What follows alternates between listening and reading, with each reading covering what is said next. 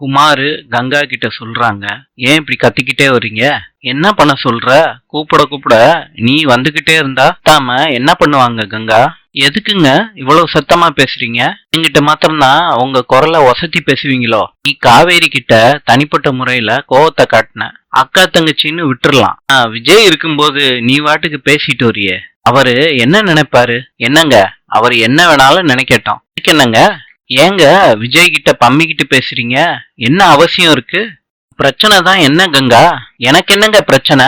சும்மா வாய கிண்டாம வாங்க. கங்கா முதல்ல நில்லு.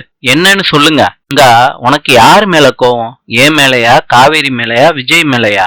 பார்த்தா காவேரி மேல கோவப்படுற, இங்க வந்து விஜய திட்டுற, கூடவே என்னையும் சேர்த்து திட்டுற. உனக்கு யார் மேல கோவம்? நீ எப்படிங்க எதுவும் தெரியாத மாதிரியே கேக்குறீங்க? நீ சொல்லு கங்கா, காவேரி கிட்ட உனக்கு என்ன பிரச்சனை?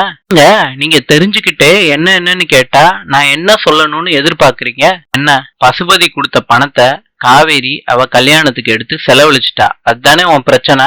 பாருங்க, அவ செலவு பண்ணதுல எனக்கு எந்த பிரச்சனையும் இல்ல. நம்ம எந்த மாதிரியான சிச்சுவேஷன்ல இருந்தோன்னு அவளுக்கு தெரியாதா? இந்த பணம் இருக்க நம்பிக்கையில தான் நம்ம சென்னைக்கு கிளம்பி வந்தோம். யாரு எக்கேடு கெட்டு போனாலும் கவலை இல்லைன்னு சுயநலமா அந்த காரியத்தை பண்ணியிருக்கா காவேரி. இந்த பொண்ணாவது பெத்த தாய்க்கோ இல்ல கூட பிறந்தவளுக்கோ இந்த துரோகத்தை நினைச்சிருப்பாளா? நர்மதாவுக்கு ஆபரேஷன் நடந்தப்ப எவ்வளவு தூர நம்மளை தவிக்க விட்டுட்டு கடைசி நேரத்துல தானே பணத்தை கட்டினா காவேரி. நர்மதாவோட உசுரை விட அவ கல்யாணம் பண்ணிக்கணும்னு தானே கடைசி முடியும் யோசிச்சா காவேரி. இப்ப பாருங்க, யாருக்கும் தெரியாம புருஷனை கூட்டியாந்து இங்க உட்கார்ந்துகிட்டு இருக்கா. புருஷனும் பொண்டாட்டியும் சேர்ந்து இந்த வீட்டை அமுக்குறதுக்கு ஏதாவது பிளான் பண்ணிட்டு வந்திருப்பாங்க. நிறுத்துக்கங்கா, எல்லாத்துக்கும் ஒரு அளவு இருக்கு. காவேரிய பத்தி நீ என்ன நினைச்சுக்கிட்டு இருக்க? எப்படி இந்த மாதிரி தப்பா யோசிக்கிற கங்கா? நான் இவ்வளவு தூரம் சொல்றேன், இன்னமும் காவேரிக்கு நீங்க சப்போர்ட் பண்ணி பேசுறீங்க.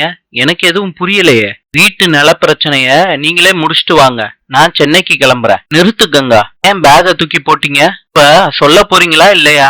சொல்றேன் கங்கா, எல்லாத்தையுமே சொல்றேன். பசுபதி கொடுத்த பணத்தை நான் தான் தொலைச்சேன். முட்டாள்தனத்தினாலதான் மொத்த பணமும் போச்சு. போதுமா கங்கா?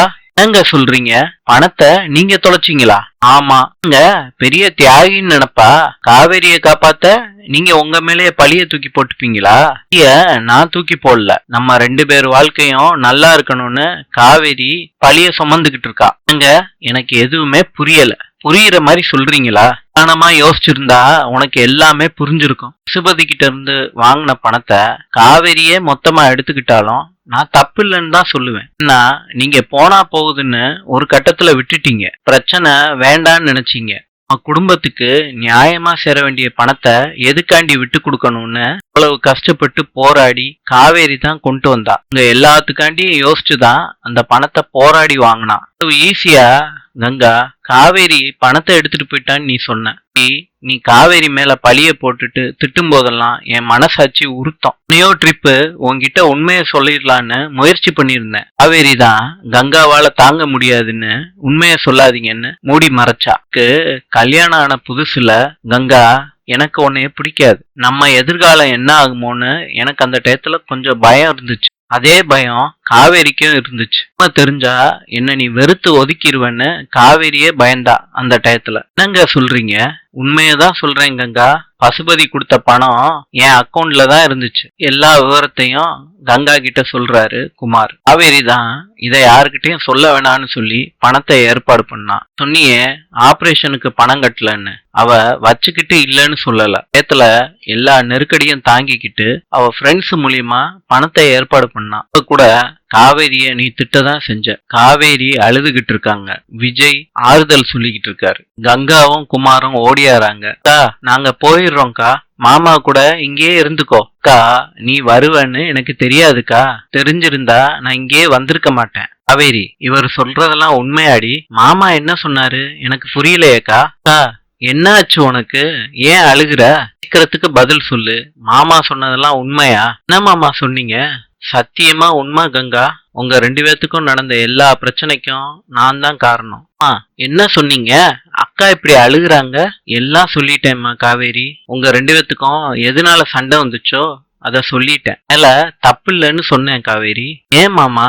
ஏன் காவேரி? செய்யாத தப்புக்கு இவ்வளவு நாள் பழிய சுமந்துகிட்டு இருந்த ஏன்? அக்கா அழாதக்கா ப்ளீஸ்க்கா. கங்கா அழுதுகிட்டே காவேரிய கட்டி பிடிச்சுக்கிறாங்க. நீ திட்டினா கூட நான் தாங்கிப்பேன். நீ அழுதா என்னால முடியலக்கா. அழுகாத. என்னால முடியல காவேரி, என்ன மன்னிச்சிடுறி. நான் உன்னை பிறந்ததுல இருந்து பாக்குறேன்டி. உன்னை நல்லவன்னு நான் தான் நம்பணும். நான் ஏன் நம்பல? மன்னிச்சிரு காவேரி. நீ திட்டினதெல்லாம் நான் பெருசா எடுத்துக்கல. அதெல்லாம் திட்டின மாதிரியும் தெரியல. அப்புறம் ஏன்க்கா இவ்வளவு ஃபீல் பண்ற? இப்ப அழுக வர்றது கூட உன்னாலதான்க்கா. நீ திட்டினாலும் அந்த பாசம் தான்க்கா எனக்கு புரியும். நீ மனசாரவா திட்டின? கோவத்துல தானே திட்டின? நான் தப்பா எடுத்துக்க மாட்டேன்க்கா.